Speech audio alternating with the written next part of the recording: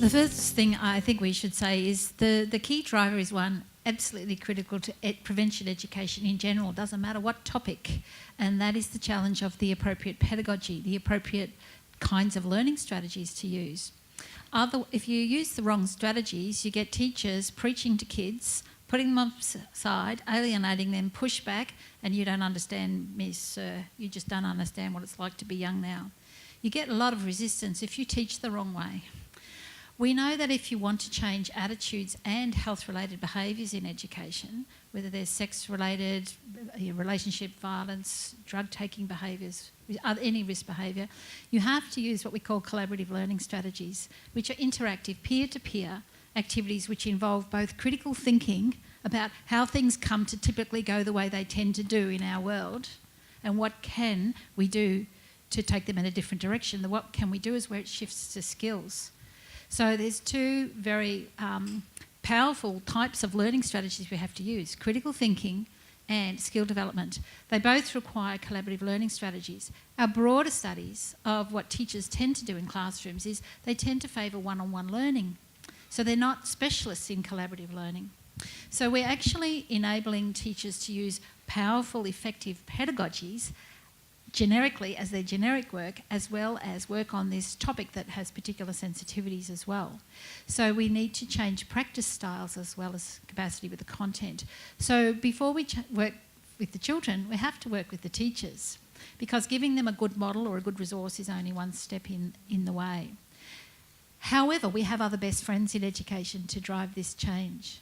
We've got department investment in whole school approach to positive behaviour, whole school approach to literacy, whole school approach to the most recently released 10 high impact teaching strategies. These are the teaching strategies we know, these 10, they're the things that shift learning in general. Okay, very, very big evidence base around that. The nice thing is our Resilience, Rights and Respectful Relationships program kicks it in on every single one of the 10 as a best practice exemplar. If we could lift the game in education and go, if you were doing this work well, you would be practising out on doing any kind of teaching well.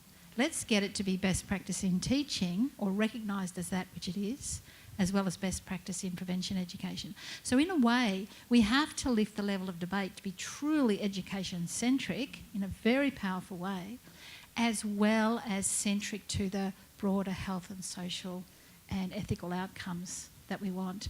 And that way we will have schools recognising they're using their specialist skills in education to help society, and that's why they are the ones who have to do it. And they get their best friends in to help them with other stuff, but they have to lead this work. So this is a very serious investment, and we could harness the education best friends more powerfully, I think, than we do. It's a little hard when we come from outside to do that, but if we don't do that, we won't get the results. We know from implementation studies, doesn't matter what kind of country, developing country, developed country, doesn't matter which health topic, the most common area of breakdown is in delivery of those collaborative learning strategies. So we should predict it and we should cater for it. And that's a little bit what Vic Health has been trying to do by also contributing to investing in learning, understanding that professional learning is at the heart of turning things around for kids in the classroom.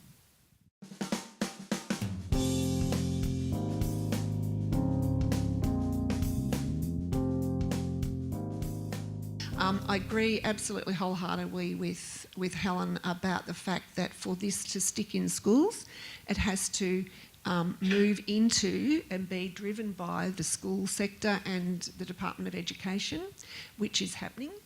And there are some next steps that will be important to that. And that is, getting it embedded in the normal processes. So that's not a new thing. It's in all the school improvement processes. It's in all the, the staff attitude surveys. So it's not a separate one on the side. It becomes embedded, and that's, I think, we'll be working towards that in the next little while.